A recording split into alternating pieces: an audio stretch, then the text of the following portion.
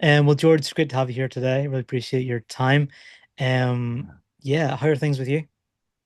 Great. Yeah, really, really great to meet you and impressed by what you've created already, on your Substack particularly. And so Mhm. thanks for your generosity towards your audience and towards your colleagues and, bringing a lot of wisdom into your Substack. So appreciate what you do. And Thanks, I'm George. doing great. I live in Mexico. I moved here 2 years ago from San Francisco, California. So it's very different.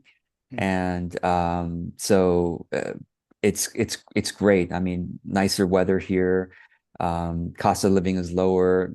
People are really warm. And also, I live among a lot of retirees. Mm. And you know how they say you become like the five people closest to you kind of thing. And it's really true. Like ever since I've gotten here, I feel like my energy has gotten more chill. And like if you want to be an ambitious entrepreneur, you should not move into a community of retirees because you kind of get that energy of like, hey, just chill out, like, hey, we're just relaxing here, right? Yeah. It's not like I hang out with them a lot. I still hang out mostly virtually with clients and colleagues and stuff, but it really is I guess it really is has been on my mind recently, like, okay, just be aware of the people that you're around and how that's affecting you. Mm. Of course, they affect me in good ways too. I mean, obviously more chill and more like, the perspective is more about leaving a legacy and also community here and things like that. So anyway, that's what's on my mind these days. Love it, love it. Yeah, no, we live in a cul-de-sac that's largely populated by older people as well. So Oh, okay. it's Yep. very quiet most Yeah, of the time, which is exactly. which is nice. Yeah, no, I totally get that. Who you surround yourself with, you end up becoming like those people for sure. Yeah, yeah, Definitely get that. Um, yeah. George, just to start off, just can you tell us a little bit about yourself? So a lot of my audience will already know who you are, obviously, but anyone who doesn't at this point, can you just sort of introduce yourself, a little bit about your background, how you came to be in Sure. Mexico, Yeah. and the kind of things you've been doing up to this point? Yeah, sure, absolutely. So, folks who are watching this on video, you can see my Zoom name below says Authentic Business Coach, and I kind of started using that phrase. Gosh, it's probably more than 10 years, and the reason is because I started out in 2009 in my business full time, which now basically makes me an elder in my industry. I'll tell you, business coaching, people come and go. It's like anybody, oh, I'll become a business coach. I know something about entrepreneurship. And then, a year, 2 years later, I don't hear about them anymore, or 5 years, or 10 years. And now it's been 16 years for me. And I'm still going full time, still really enjoying what I do. I'm grateful. And Nice. and so I feel like what I can most contribute, perhaps to this conversation, perhaps to others who are learning the journey of entrepreneurship, is longevity, Mm. sustainability. What does that mean? Because I'll tell you, most of the people I started with back in 2009 or around those years, most of my peers are no longer doing their business. Mm. No longer, they might be back in corporate, or they might just be, retired to a low cost country or whatever. But they're no longer actively serving their people in the way that their business mission was when they were really at the peak of their career.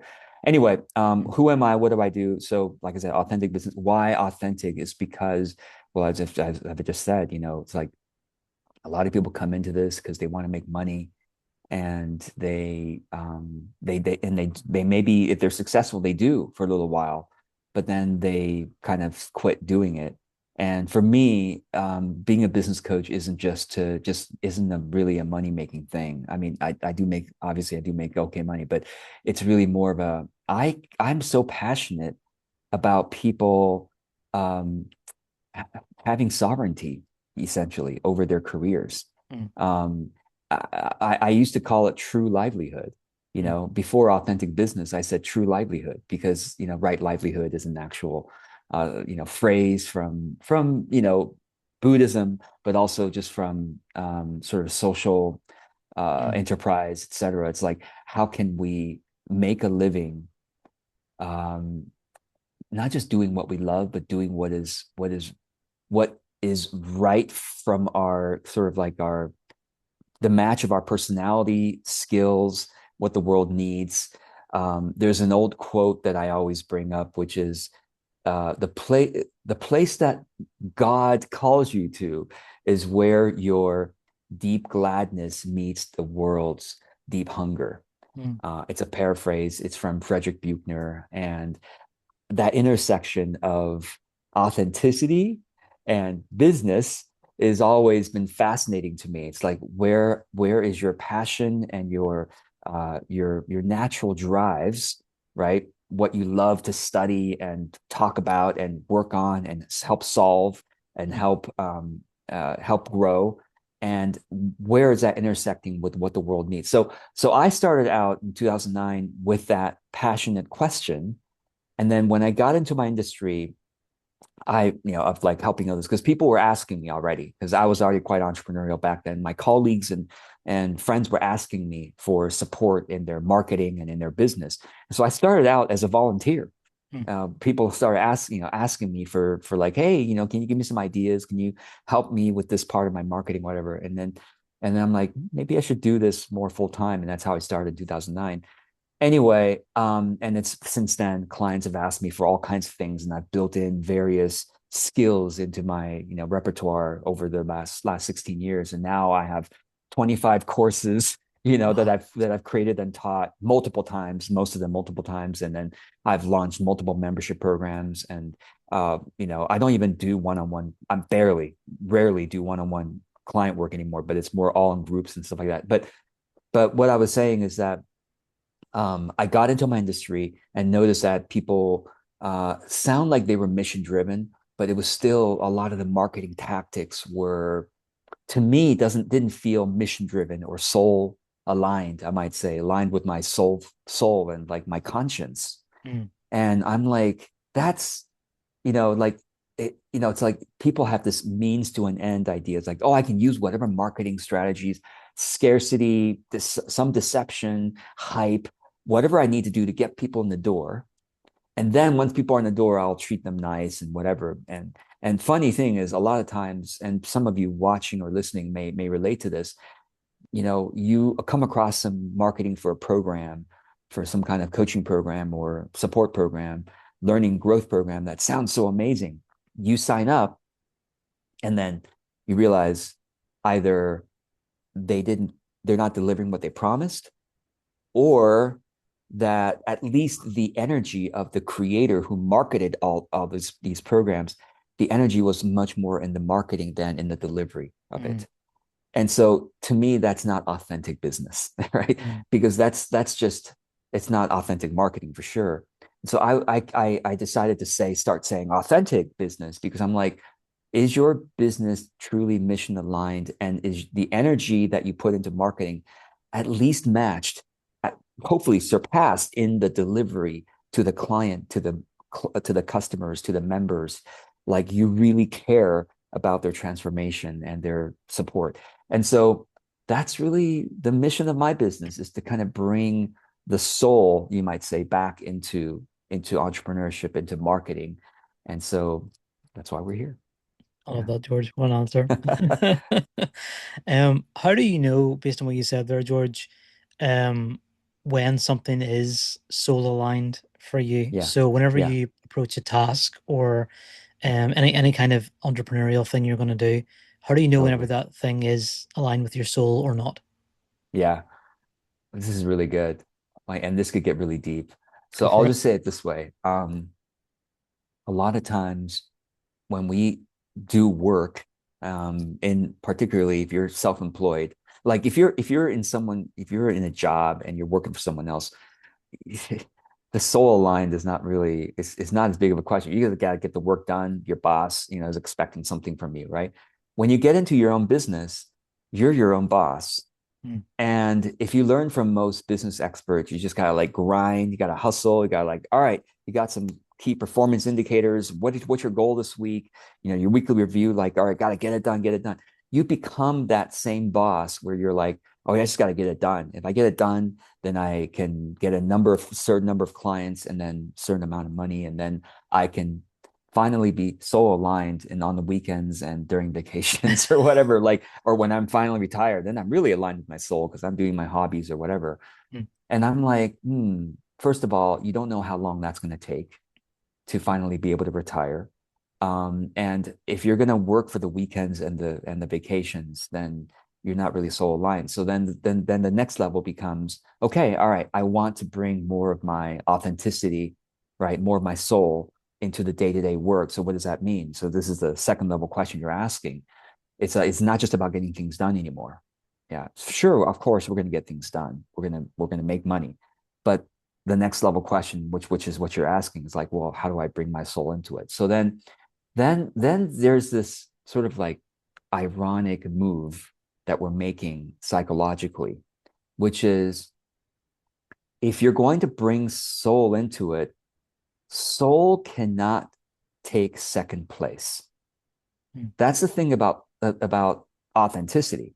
It's like if I were to tell you, David, like, oh, I'm being authentic to you right now, but I actually am just trying to get something from you, mm, right? Oh, I'm authentically caring about our connection, but I really just want to get something from you. That's not authentic. Authenticity can't take second place, mm, right? To be authentic means it's like the innocence of a child, right? Or the you might say the love or the playfulness or um the aliveness of a child is not the child when they're playing with a friend is not saying I'm trying to get something from you and then but this game is just trying to get something from no the game is the game is what we're there for. mm, That's authenticity. That's soul alignment. The game is what we're there for. Okay. mm, So, in other words, focusing on your presence in the process of the work has to take first place, which means the results, okay, have to take second place.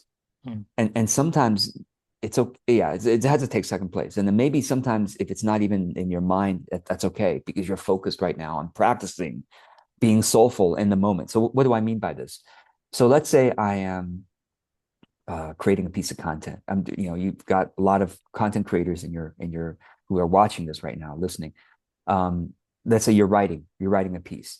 When you're writing a piece, if you're saying, "Oh man, I'm writing this so I can get more views, or I can get more reads, I can get more subscriptions," that's one way of approaching it, and that's fine. Some people have techniques where you're like making sure you're adding some calls to action, making sure you got the hook right, and that may be something you do, for a complete polished piece. You may do all those things, but the soul aligned, process of doing this would be like, no, I'm writing this because I really care about this topic. mm, Like it really is interesting to me. Whether so here's the rub whether or not anyone else cares mm, about this, I care about this. mm, It's important to me. And that's when you know your soul aligned. It's like I care about this. I care about this piece. I care about doing it well. Or, and there's a third level, and I'll just say the second level here first. I care about doing this well. It's important to me, regardless of whether it helps other people or whether it serves other people. Okay. That's great. Some people, by the way, do come the second level of being soul aligned. It actually is very much service to other. There's like service to self, and we could say service to self with a capital S, like our larger growth consciousness. It's like I care about this because I grow from doing this task. mm, Okay, that's a service to capital S self, and the service to others is like I'm doing this because I'm writing for my client, Susan, my client Bob, or whoever. Like I'm writing this because I know it's going to be really helpful for them. mm, I'm not thinking, oh, I'm going to get more subscriptions or whatever. I'm writing for a particular person. mm. That service to other energy is very much a soul process. It's like I'm doing this because it's almost like I'm writing. It's like you've heard of Tim Ferriss and the 4 Hour Work Week. Have you heard about how he wrote that book? I probably have, but remind me. Yeah. So it's the first draft that he wrote was for a publisher. And he wrote a draft and then he read it and he's like, no, this is not really what I want to say. In other words, it's not authentic. Mm, So the second draft he wrote, right, later draft, the one that he actually published, was written for a friend. He's Mm, like, I'm writing for this guy that I actually know, and like he wants advice, and I'm going to write this for him. mm, And so that was really authentic because he wrote it, and of course, it became the 4 Hour Work Week, the bestseller that set him on his path. So that's an example of a service to other, like soulful process, right? mm, And then there's a third level, okay, which is the third level, which is whether you're writing, and all these levels are like building on each other. The first level is, oh, I'm trying to get subscriptions and I'm trying to get money or whatever. And the second level says, okay, that's going to take second place. I'm going to focus more on the process. I care about this either for my own growth and or for the growth of somebody else. Okay.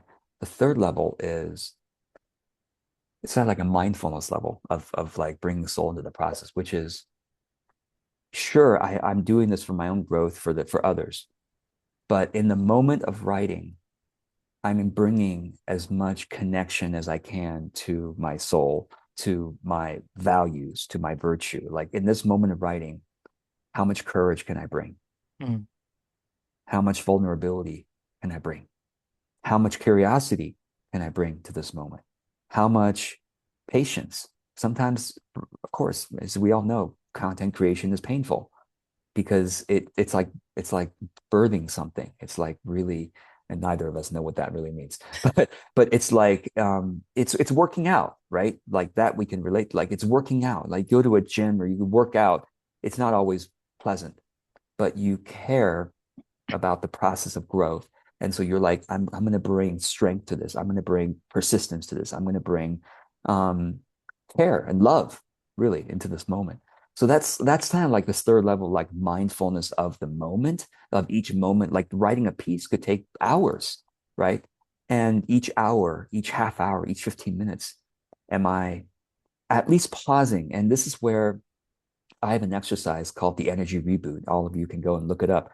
Google thankfully knows. If you just type energy reboot, you'll probably find my article where it's like I literally pause, David, at least every at least twice an hour, usually 3 to 4 times an hour. I pause for like 20 to 30 seconds. I do my energy reboot. It's a 20 to 30-second process where I bring this third level again. I bring again, like, okay, I'm here to try to bring some kind of virtue into this moment because the ultimate thought is not even, I'm going to grow or I'm going to help someone else grow. The ultimate thought is, I could drop dead in the next minute, right? And it's like every day could be my last day. Every minute could be my last minute. What soulfulness did I bring into that moment? mm. Well, that's a Like I said, it could go real deep here. yeah, that was deep and amazing as well. Yeah. It's funny, George, because as you're answering this question, I have a list of sort of talking points on one side of my screen that I was going to kind of bring up, and you're kind of like ticking them off as you go along, just in your answer, which is brilliant. I love when that Yeah. happens organically. How did you kind of come to this place, George? So has this Yeah. always been the way you thought about stuff, or did you kind of like develop this authenticity led mindset over the course of time? Yeah. Thanks for asking.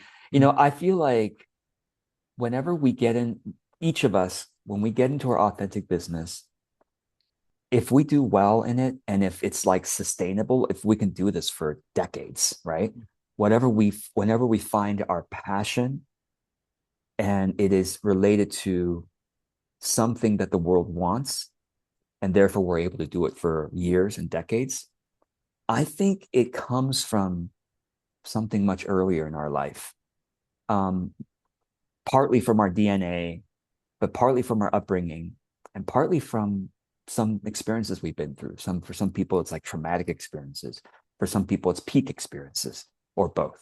mm, And so I'm saying that because I just invite the viewer, the listener here to consider, you know, the work that you're doing right now. If you can see yourself doing this for many years to come, in part because you love it and in part because people are responding to it, um, like in other words, how can you bring more of your origin story into this? And so mm, the question you asked was, how did I come to this?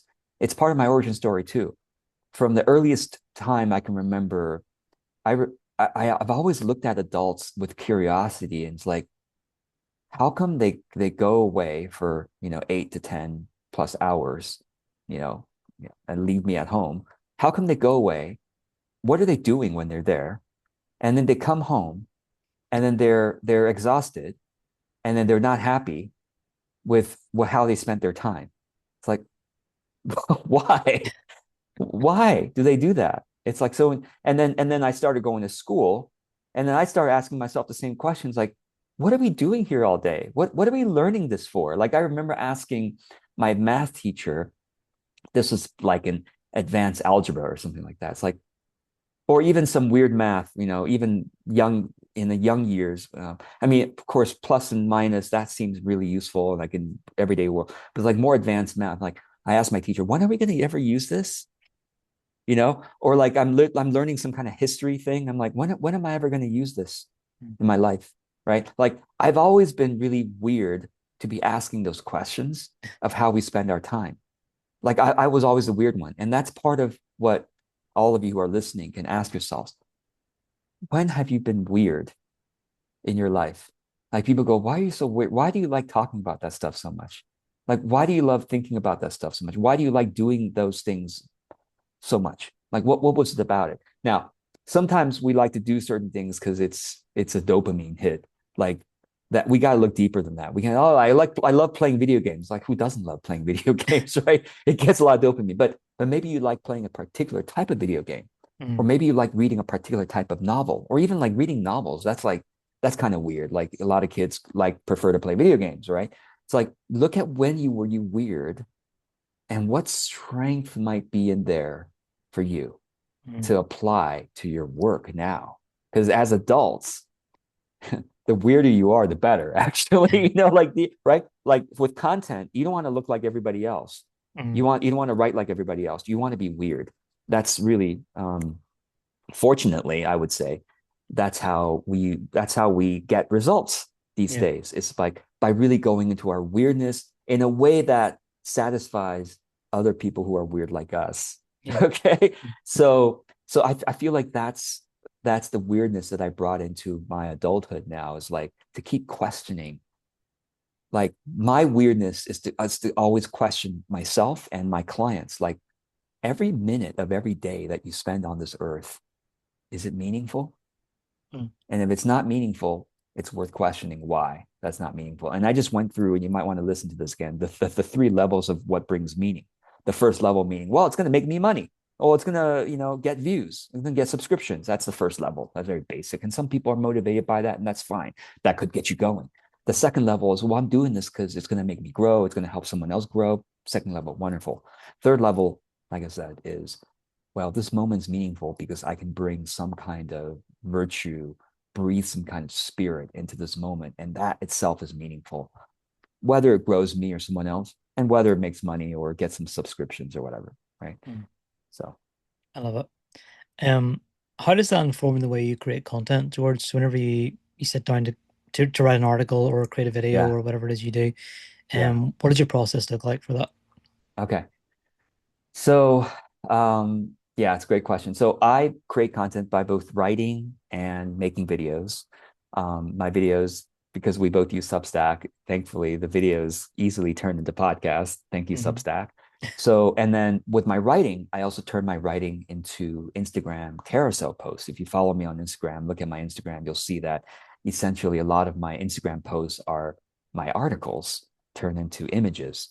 And so Mm. essentially, I'm able to um, utilize all forms of media. And okay, I guess that's the later part of my content creation process. The earlier part is what I call the idea machine.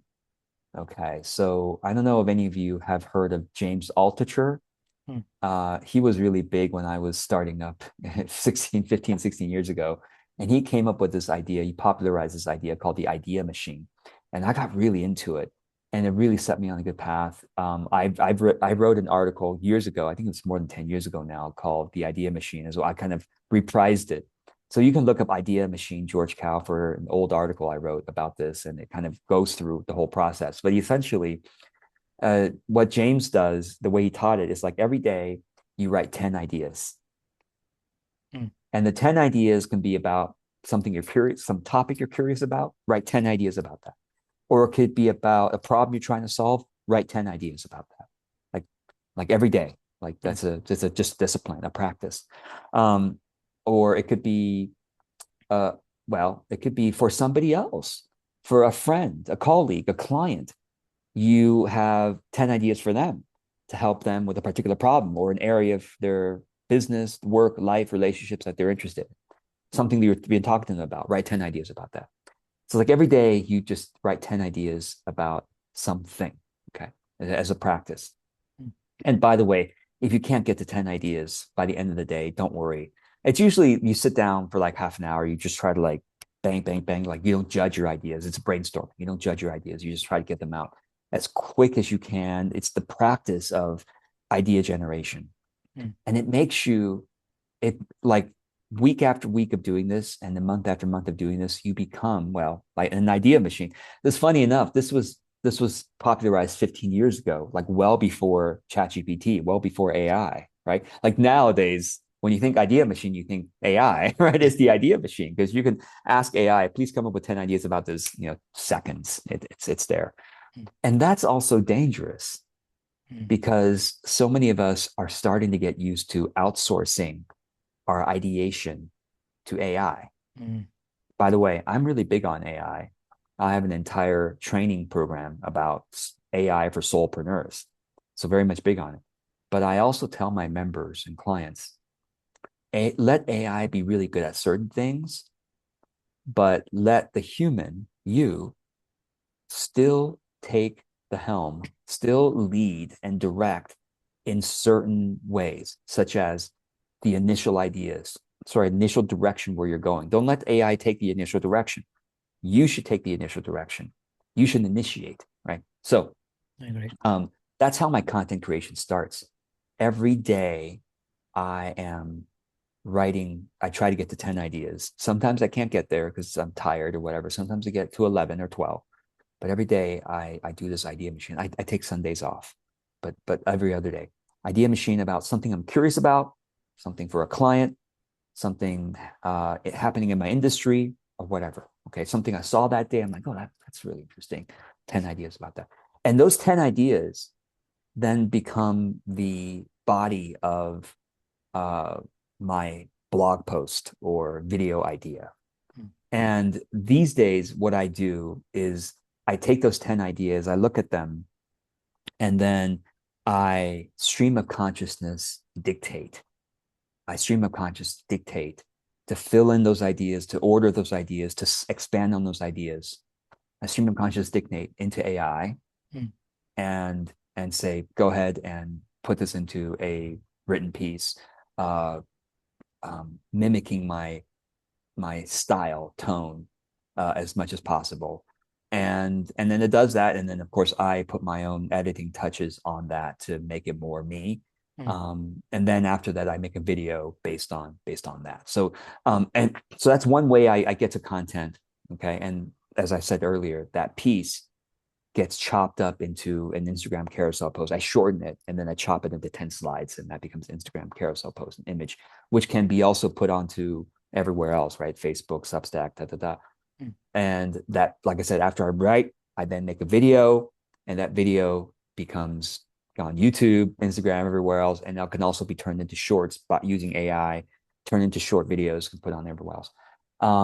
So it's that process. The second process I use is I do a lot of Q&A in my group coaching programs. And the Q&A segments, sometimes I just ask AI to transcribe that, and then I edit it, and that can become a blog post too. So as you can see, there's a service to self, service to other, service to self with a capital S, service to other. Like there's two pathways into creating content, and both work really well for me. So Beautiful.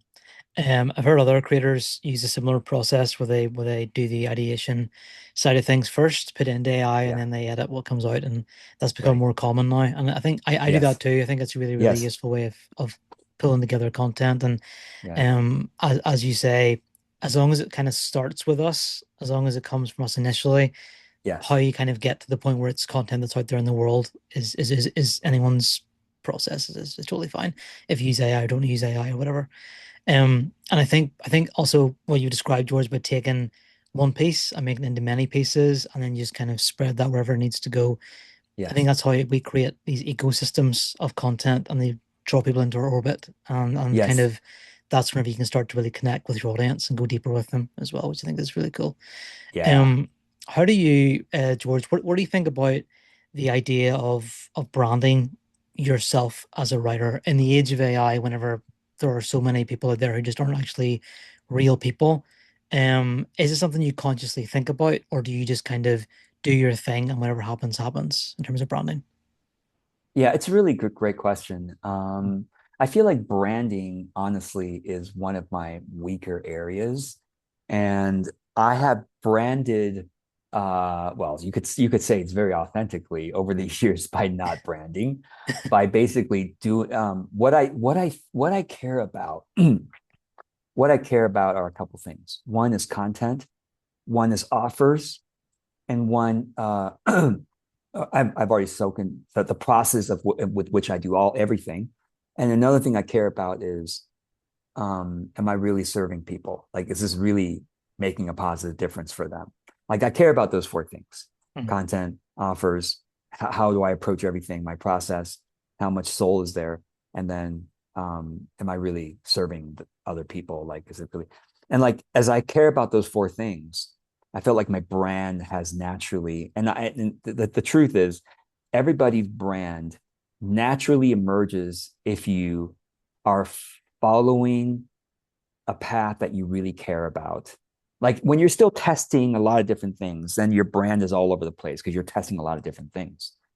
But when you find something like, ooh, this I can do for decades, Mhm. partly because I care about it and it's infinitely interesting to me, but it's also, I notice it's really making an impact on others. Other people are responding to it. When you find that intersection and then you go into it and you dive into it, I think both you and I have found that.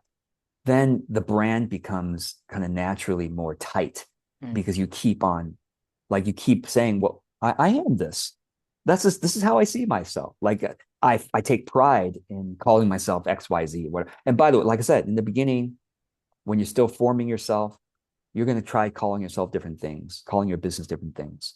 And that's fine. You have to experiment. Just like try on different clothes, try on different styles, like branding, right? Like it's like trying on different styles of clothing and go, how do I feel in this? Well, not just how I feel, just here in the closet, but let me go out into the world and interact with people and notice how people respond. Mhm. How do I feel?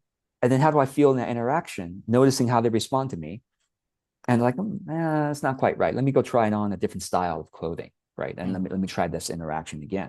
And it's like we have to keep trying. And by the way, that those experiments can take a long time, Mhm. can take years.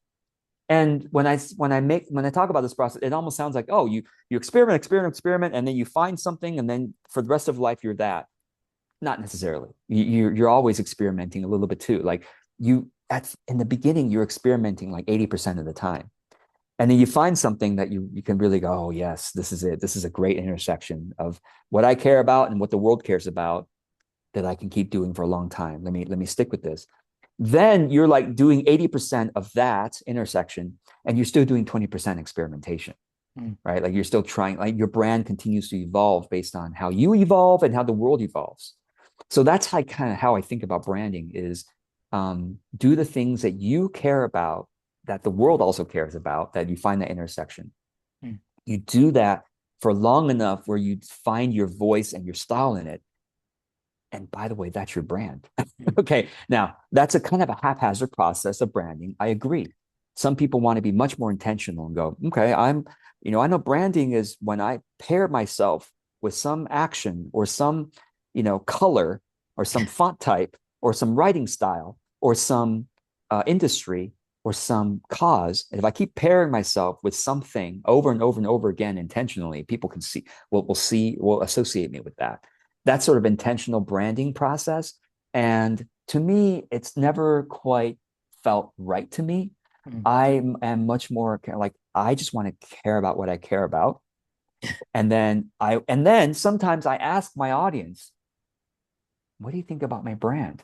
Mm, Now, they might not know what that means. So I say, when you think about my work, my presence, what words come to mind? What mm, associations come to mind for you? This is a really interesting question. Those of you who have a bit of an audience, even if you have 50 subscribers, but those subscribers have opened your newsletter, month after month after month, you might want to ask them that question. Hey, mm, folks, need your help here. If you could take a minute and respond to that, I'd be so grateful. I just want the first thoughts that come to mind mm, when you think about me and my work, because I'm trying to figure out how to describe my work and my mm, presence and if some of you, if any of you care about what that word means, brand, what is my brand? Like any words that come to you, any associations, reply to me privately or comment below if you want. mm. Any word or words, I'd be grateful. And then you start to see, this is my brand. Because Yeah, your brand is not just what you say, it's what other people see you as, right? So, nice. Yeah, yeah, I'm fascinated by this idea of branding and how we yeah, shape how we appear online, yes, and the yes, authenticity that's behind it as well. And as a sure. scary thing to do, I think that the whole putting It it out there is. and asking your audience what do you think of you, because you might not necessarily get answers back you expect, but it's definitely something that's worth doing for sure. I love all the stuff, George. It's so good what you're saying here. I wanted to ask as well about so in terms of like solopreneurship, obviously this is something we're both very much focused on. Um, a lot of things we're talking about might sound overwhelming to readers or to listeners, and things a lot of work sharing everything across the internet and making all this content and doing all this stuff, and it's a lot of brain power, and they might worry about burning out or feeling overwhelmed Mm, by this whole yeah, process. yeah, You've written a book called Joyful Productivity, as far as I know. yes, yes. How does the core concept of that joyful approach to productivity feed into solopreneurship? For anyone who might feel like it's going to be an overwhelming process. Yeah. Oh gosh, great question. Yeah, I am just putting together the third edition of that book Mm, coming out beginning of next year. The second edition already is, I guess, pretty good. I work very iteratively. I always see everything as a work in progress. So I'm like, second edition, yeah, it's okay. It's better than the first one. There's more to come, and hopefully I will keep iterating. mm, So joyful productivity is something that I was very fascinated by personal productivity when I started my business because I had to be. I'm like, uh-oh, I'm gonna have to determine my own income now and my own career. So I better get productive. I'm like, well, what does productivity mean? And I started researching that. I was always fascinated with time management, even as a kid. Another weird thing about me, when other kids were reading fun books or whatever. I was reading, Stephen Covey's Seven Habits of Highly Effective People, and people were like, "What the hell?" It's like, what are you? And so I was always fascinated with time management, and then time management became more sophisticated over the years to become energy management. And one mm, of the books that really uh what really made a difference for me was called The Power of Full Engagement. mm, The Power of Full Engagement. I think they even changed the name over the years of that book, but Tony Schwartz, that was one of the authors. Jim Loehr, Loehr, and Tony Schwartz. I believe those were the two. Jim Loehr, Tony Schwartz were the co-writers of that. But essentially, Seven Habits of Fully Effective People, Highly Effective People, Stephen Covey, kind of got me into learning about like priorities, essentially, like roles and priorities. Like, okay, I'm a student in this role. I'm a son. And what does it mean to be a good son? What does it mean to be a good student? What does it mean to be a good? I had a part-time job. What does it mean to be a good worker? Right? Like mm, these are different roles, and how do we prioritize our actions in those roles? And then powerful engagement said, it's not about time management as much as it is about energy management. mm, So it's like the time you spend working, have you prepared yourself to perform well? I mean, they were coaching, elite athletes, elite executives. So it's like energy was really important because their mm, days were full. And so like they gotta show up with presence. Right. And then the next book that made a huge impact on me was Getting Things Done by mm, was it David Allen, I think.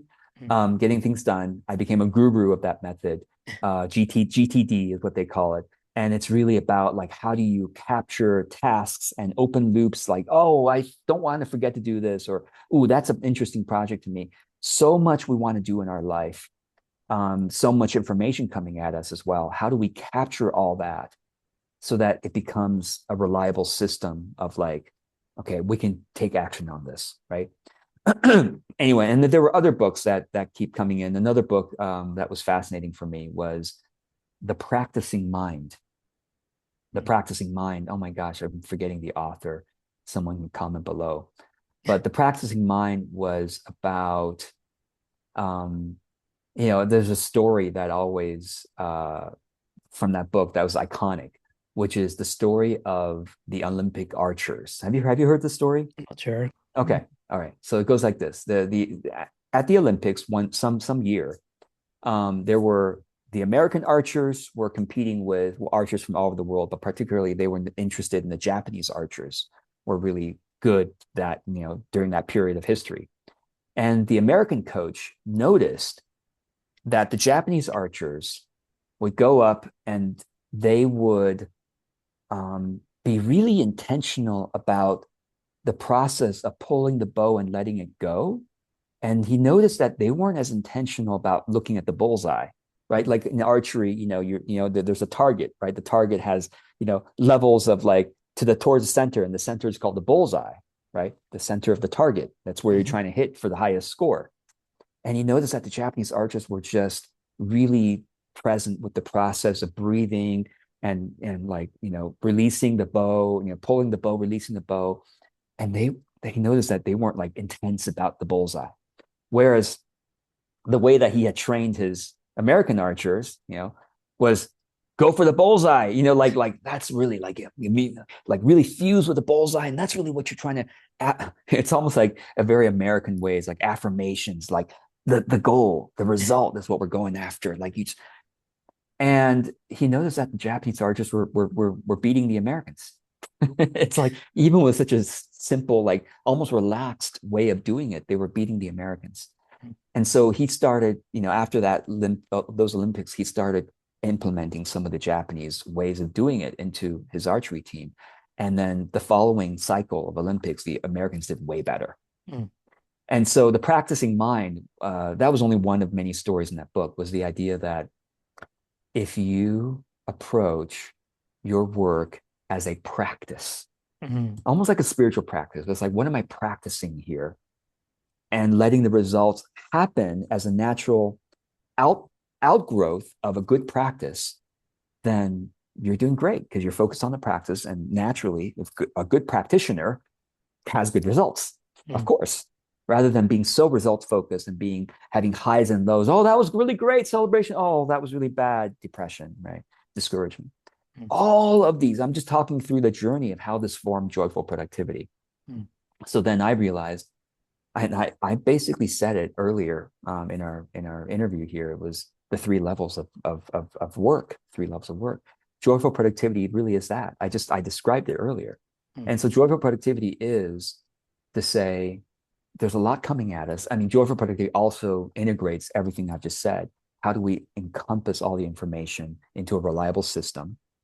And then how do we then take that system and practice it on a daily basis, not being so attached to the results, unattached from the results, but focus on the practice. So in terms of what you said, how do we avoid burnout? Mm. Okay, I'll just do two really quick techniques from joyful productivity here. One is, I just started talking about this, the energy reboot, right? Which is, I mentioned several times an hour throughout my workday. I pause for 20 to 30 seconds. I do my energy reboot. It's basically, again, people can Google it and find it, but it's basically holding my hands to my heart and then to my gut and like having intentional deep breaths, bringing again the presence. And those little micro breaks make a difference Mm. because part of the burnout comes from intensity over too long of a period of time. Like if you're really intense on something for like 4 hours, 8 hours, I'm not surprised that you would burn out pretty soon, Mm. right? But if you are what I call working lightly all day long, that's Mm. another key concept from joyful productivity. If you're working lightly all day long because you're practicing and you're breathing, it's hard to burn out Mm. because you've been essentially deeply resting the entire day, even while you're working. Because I feel like our psychology can be either chase, chase, chase, hustle, pursue, bullseye, or we can be resting in terms of, well, let God take care of the results. Let the universe take care of the results. Let my natural skillfulness take care of the results.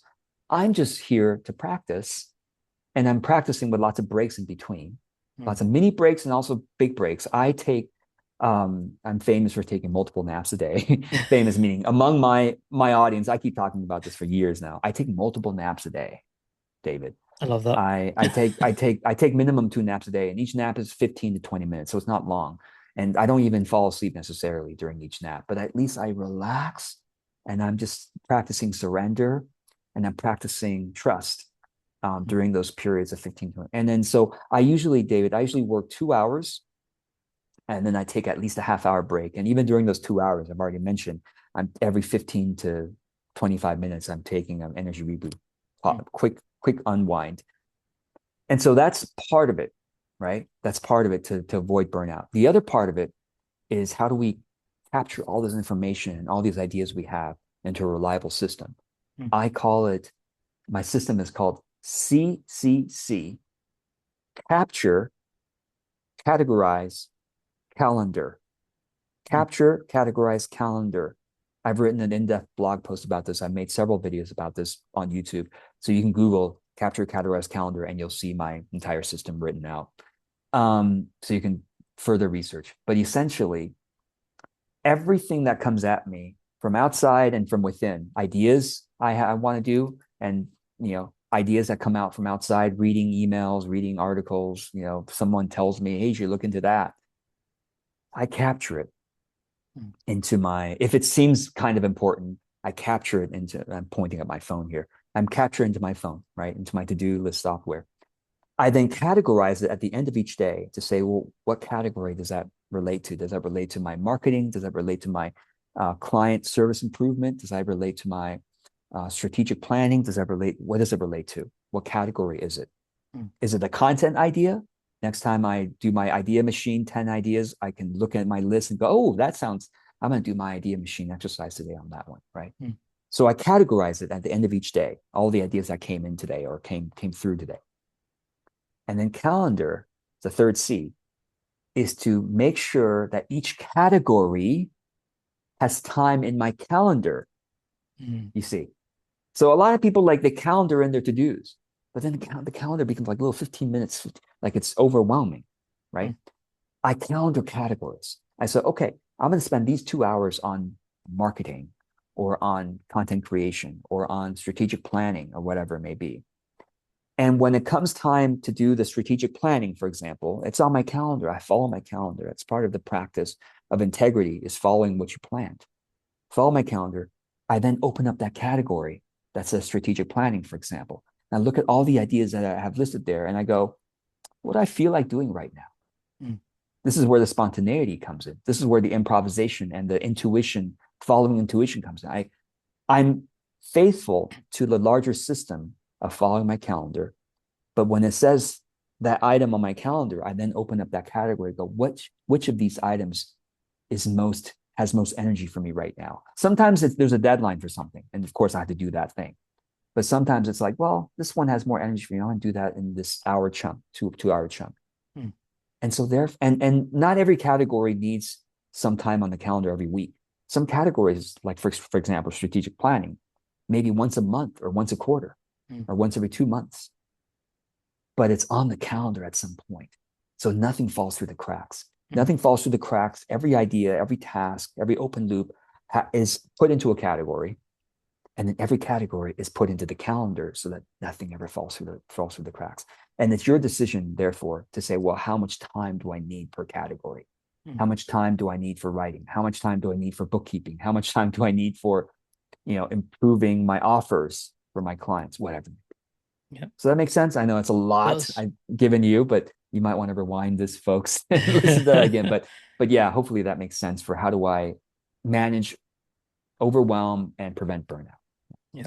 It's a lovely way of thinking about it because we are in this world where it is so focused on just getting results and doing everything Yeah, as fast as possible. And it's so right. nice to hear somebody Sure. talk about deliberately slowing down and taking the time and working lightly Yeah. like that. I love that, Yeah. George. I have one more question for you, George, if that's okay, and then Sure. we can wrap it up.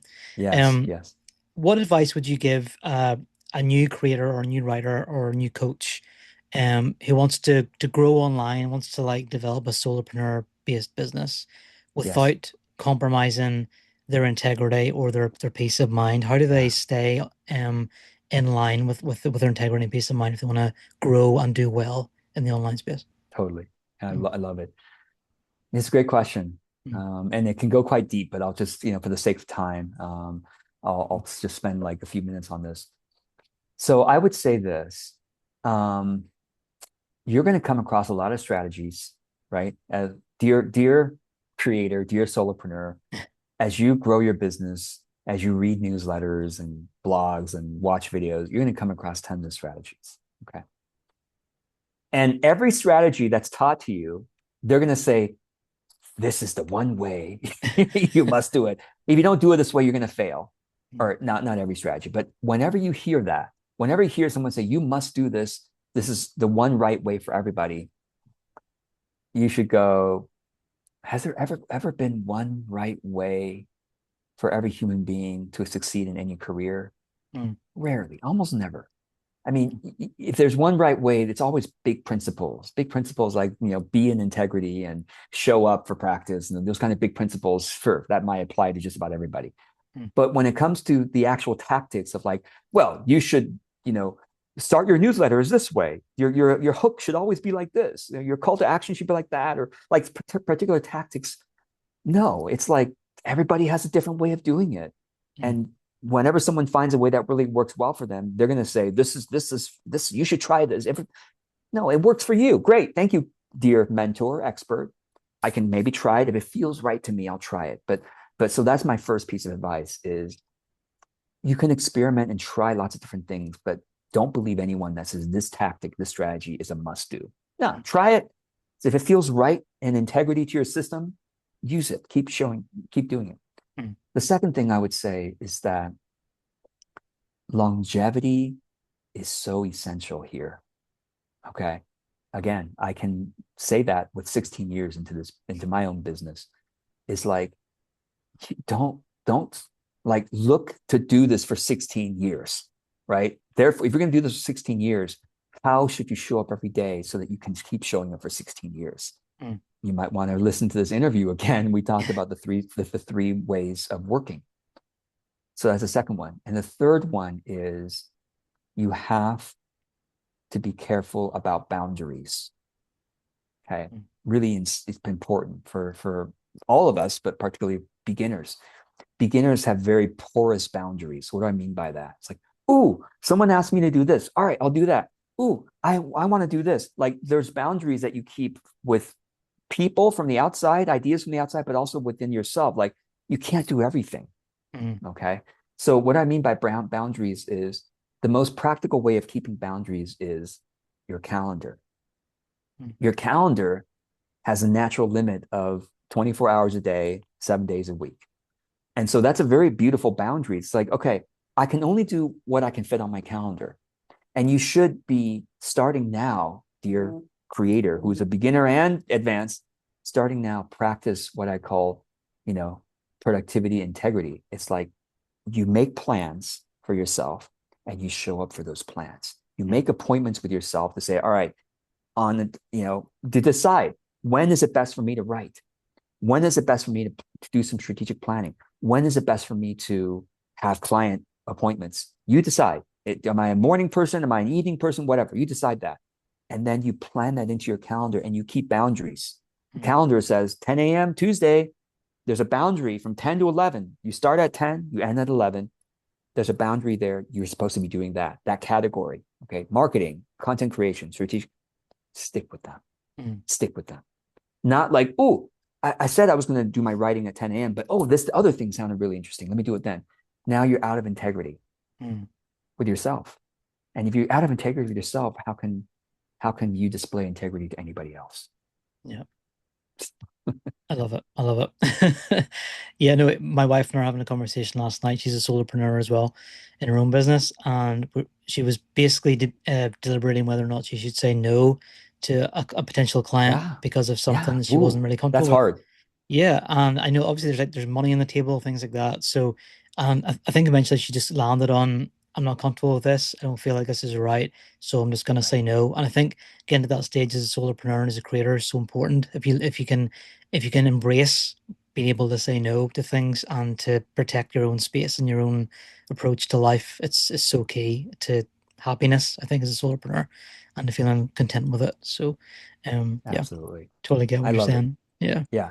Congrats on her making that decision too. That's yeah, hard. Yeah, and then yeah, yeah, it's a practice, and she should be proud of it. And you'll notice when you make certain decisions, if you're proud of it afterwards, if you're proud of that decision afterwards, it's a sign from your conscience that that was an aligned decision. yeah. So yeah, Brilliant. George, I could talk about this all day, but I don't want to take up too much of your time. yeah, appreciate. Yeah, Yeah, yeah. No, so good to talk about this kind of stuff. I think your approach and the way you think about things, in terms of authenticity and that slow, light work productivity kind yeah, of approach to yeah. things is so refreshing, and I love it. So, anyone who's listening to this, make sure you check out George's publication, check out the things he's doing, watch his videos, listen to his nice, calming, soothing voice, for as long as you like, and drink that in. But George, thank you so much for your time. Really appreciate it. And I look forward to continuing to connect with you on Substack after this. For sure, David. Thank you so much. It's an honor to be here.